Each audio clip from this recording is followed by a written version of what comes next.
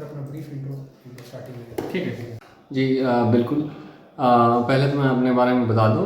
मेरा नाम है डॉक्टर कुणाल। मैं मेदांता पटना में एसोसिएट डायरेक्टर न्यूरोलॉजी के पद पर कार्यरत हूं। जैसा कि आज हम लोग जानते हैं कि वर्ल्ड स्ट्रोक डे है। इसका उद्देश्य ये होता है कि पेशेंट्स के बीच में इसके बारे में जागरूकता बढ़ाई जाए। तो पहले तो हम लोग ये बात कर लें कि स्ट्रोक होता क्या है। स्ट्रोक, जिसको आम भाषा में लोग लकवा भी बोलते हैं, उसका दूसरा नाम ब्रेन अटैक या पैरालिसिस भी होता है। स्ट्रोक मूलतः दो तरीके के होते हैं। एक तो इस्कीमिक स्ट्रोक होता है और एक होता है हेमोरेजिक स्ट्रोक। हिंदी में अगर इसको बोलें तो एक स्ट्रोक जो इस्कीमिक स्ट्रोक है, जो कि 80% केसेस में पाया जाता है, उसमें आपकी ब्लड की जो नली होती है उसमें एक क्लॉट बन जाता है, जिससे आपके ब्रेन को ऑक्सीजन सप्लाई और न्यूट्रिशन सप्लाई बंद हो जाता है। उसको हम लोग बोलते हैं इस्कीमिक स्ट्रोक, जिसमें क्लॉट बनता है। दूसरा होता है हेमोरेजिक स्ट्रोक। इसमें क्या होता है कि आपकी जो ब्लड को कैरी करने वाले जो आर्टरीज होते हैं, जिनको हिंदी में धमनी भी बोलते हैं, उसमें रप्चर हो जाता है, वो फट जाते हैं। ठीक है, तो मूलतः ये दो तरीके के हो गए, इस्कीमिक और हेमोरेजिक स्ट्रोक। अब बात करते हैं कि ये होता क्यों है। तो इसके कई कारण हैं। जो प्रमुखता से हम लोग बात कर सकते हैं, जिसके बारे में एक ये है कि हाइपरटेंशन, हाई ब्लड प्रेशर की वजह से एक ये चीज़ें होती हैं। तो लोगों को हमेशा ये ध्यान में रखना चाहिए कि अपने ब्लड प्रेशर की नियमित रूप से जांच कराएं। नॉर्मल नंबर होता है, सिस्टोलिक जो अपर नंबर जिसको हम लोग बोलते हैं, वो 120 होता है, नीचे के नंबर 80 होते हैं। अगर 140 और 90 जो है, 140/90 से ऊपर आपका ब्लड प्रेशर जा रहा है, तो आप अपने डॉक्टर से संपर्क करें और इसको कंट्रोल में रखें, क्योंकि अगर आप उसको कंट्रोल में रखते हैं तो आपको स्ट्रोक होने के चांसेस कम हो जाते हैं। दूसरी जो चीज़ आती है, डायबिटीज़ हो गया, हाई कोलेस्ट्रॉल हो गया। अगर आपकी डायबिटीज़ कंट्रोल में नहीं होती हैं तो उसकी वजह से आपके ब्लड में जो आर्टरीज होती हैं उनमें बुरा प्रभाव पड़ता है, उसमें क्लॉट बनने के चांसेस ज़्यादा बढ़ जाते हैं, और ये समस्या हाई कोलेस्ट्रॉल में भी होती है। तो आप नियमित रूप से अपने डायबिटीज़, कोलेस्ट्रॉल वगैरह की जांच कराएं एंड ये कोशिश करें कि ये नंबर्स जो हैं वो नॉर्मल रेंज में रखें। दूसरा होता है कि और जो आदत की चीज़ें होती हैं, जैसे स्मोकिंग हो गया। Smoking is another big risk factor. तो स्मोकिंग ना करें, धूम्रपान ना करें। अल्कोहल जो एक हमारे स्टेट में तो बंद है, but alcohol is also a big risk factor. तो आप अल्कोहल का उपयोग ना करें। इन सब तरीक़ों से आप अपने स्ट्रोक के रिस्क को मिनिमाइज़ कर सकते हैं। अब चले आते हैं हम लोग दूसरे टॉपिक पे कि और क्या चीज़ें कर सकते हैं। तो इस बार का जो वर्ल्ड स्ट्रोक डे है, उसका जो मेन थीम कह लें उसको, वो ये है कि activity, physical activity is very important. जो रूटीन रोज़मर्रा की जो चीज़ें होती हैं, इसको आप जैसे अपना काम करते हैं वैसे ही व्यायाम के लिए टाइम निकालें। अगर आप रोज़ जैसे हफ्ते में 5 दिन अगर कह लें, आधे घंटे के लिए मॉडरेट इंटेंसिटी एक्सरसाइजेस करते हैं, तो वो आपके स्ट्रोक रिस्क को करीब करीब 25% तक कम कर देता है। अब थोड़ी सी बात कर लें एक्सरसाइजेस के बारे में, क्योंकि अगर आप जैसे अभी हमने जैसा कहा कि मॉडरेट इंटेंसिटी एक्सरसाइज होना चाहिए जिसका अच्छा प्रभाव पड़ता है। तो मॉडरेट इंटेंसिटी एक्सरसाइज क्या है? तो ऐसे एक्सरसाइज जो थोड़ा सा आपको, जिसमें चैलेंज फील हो, थोड़ा सा स्ट्रगल फील हो, और आपके हार्ट बीट का जो नंबर्स होता है वो अप टू 40-50% थोड़ा ऊपर चले जाए, ताकि जैसे कि आपका हार्ट बीट है 60, तो आप जब एक्सरसाइज करते हैं तो हार्ट जो है खून तेजी से पंप करता है और हार्ट की जो गति है वो ज़्यादा बढ़ जाती है। तो 60 से 90 पे चले जाएं, इसका मतलब ये है कि आप मॉडरेट इंटेंसिटी एक्सरसाइज कर रहे हैं। अब कुछ लोग प्लेजर एक्टिविटी भी करते हैं, जैसे सिंपल वॉकिंग की, उसका भी अच्छा प्रभाव पड़ता है, लेकिन जो प्रोटेक्टिव इफेक्ट ज़्यादा देखने को मिलता है वो मॉडरेट इंटेंसिटी एक्सरसाइजेज में होते हैं। ठीक है, दूसरी ये चीज़ें आती हैं कि डाइट, जो हम स्ट्रोक चूँकि प्रिवेंशन की बातें कर रहे हैं, तो एक्सरसाइज की तो हमने बात कर ली। दूसरा कंजर्वेटिव मेजर्स होता है डाइट।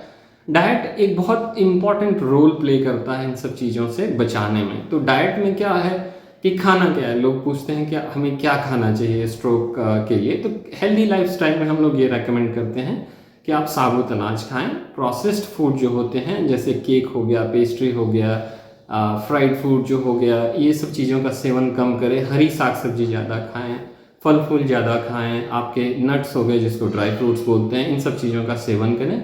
मीट खाने से बचें, रेड मीट स्पेशली, जिसके दुष्प्रभाव बहुत पड़ते हैं।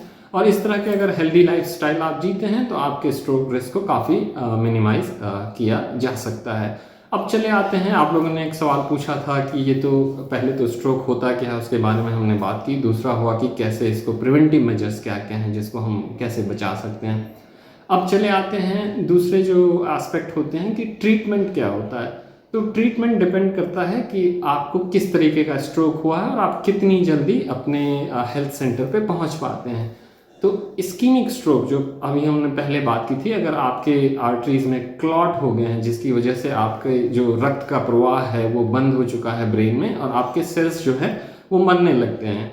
और ये कितनी तेज़ी से मरते हैं इसका मैं आपको एक उदाहरण दे देता हूँ। आपके 1 मिनट का अगर ब्लड सप्लाई रुकता है ब्रेन में तो 1.9 मिलियन सेल्स जो हैं वो मर जाते हैं। तो आप जितनी जल्दी वहाँ पे पहुँचते हैं अपने नियरेस्ट सेंटर पे ट्रीटमेंट के लिए उतना आपको फ़ायदा होता है। जो क्लॉट वाली स्ट्रोक होती है इस्कीमिक स्ट्रोक, उसमें हम लोग एक क्लॉट बस्टिंग मेडिकेशन देते हैं जिसको हम लोग थ्रोम्बोलाइसिस बोलते हैं।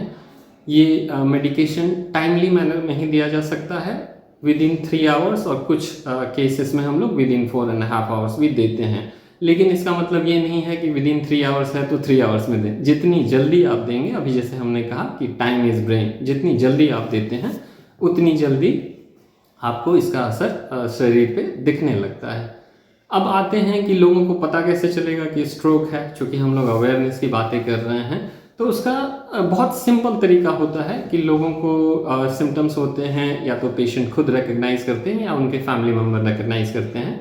तो जो प्रमुखता से जो लक्षण आते हैं वो ये आते हैं कि आपके चेहरे पे अगर आपको लगने लगे कि किसी का चेहरा जो है वीक लग रहा है एक साइड का, ठीक है, उनके एक साइड के आर्म्स या लेग्स में उनको वीकनेस होने लगे, कमजोरी ठीक चल रहा था, मैं अपने हाथों का उपयोग नहीं कर पा रहा हूँ या अपने पैर का उपयोग नहीं कर पा रहा हूँ या मुझे उस एरिया में सेंसेशंस नहीं पता चल रहे हैं। एक और सिम्टम प्रमुखता से आते हैं कि मुझे वॉकिंग में, गेट में, चलने में, बैलेंस करने में जो प्रॉब्लम्स आ रही हैं। तो ये सब प्रमुखता से जो लक्षण आते हैं वो सारे जो अभी हमने डिस्कस किया। अगर किसी भी पेशेंट्स को इस तरीके के सिम्टम होते हैं तो उनको जल्दी से जल्दी कोशिश करनी चाहिए कि अपने निकटतम अस्पताल में जाएं और जल्द से जल्द ट्रीटमेंट लें। हमारे यहाँ मेदांता पटना में भी इसकी सुविधा उपलब्ध है। अगर टाइमली मैनर पे पेशेंट पहुँच पाते हैं तो डॉक्टर्स यहाँ पे रेडी रहते हैं इन चीज़ों को टैकल करने के लिए।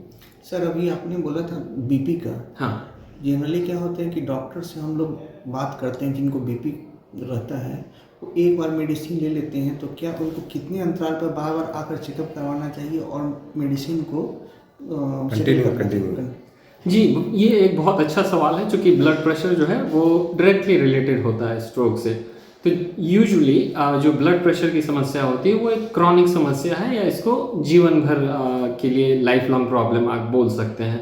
तो ये ऐसा नहीं है कि आज आपने ब्लड प्रेशर लिया, ये एक मिस नॉर्मल है, ये एक गलतफहमी है कि आज आपने ब्लड प्रेशर लिया और 1 महीने में दवा आपने बंद कर ली। ये क्रॉनिक समस्या है, ये ऑनगोइंग प्रॉब्लम है, इसको लॉन्ग टर्म मेडिकेशन ट्रीटमेंट चाहिए होता है। तो ये जीवन भर आपको अगर हाइपरटेंशन की डायग्नोसिस है तो बिना आप अपने डॉक्टर से संपर्क किए दवा को बंद ना करें। जैसे भी उन्होंने दवाई आपको प्रेस्क्राइब की है आपके डॉक्टर को, उसको नियमित रूप से लें और डॉक्टर के पास कुछ समयांतराल पे जाएं। किन्हीं को अगर एटलीस्ट हम लोग बोलते हैं कि प्रिवेंटिव मेजर्स के लिए डॉक्टर्स को आप साल में एक बार जरूर दिखाएं और अपनी नियमित रूप से जांच कराएं। ब्लड प्रेशर की जांच होती है, उसमें और भी प्रिवेंटिव जो चीज़ें हैं ताकि आपको आगे स्ट्रोक जैसी बीमारी का सामना नहीं करना पड़े।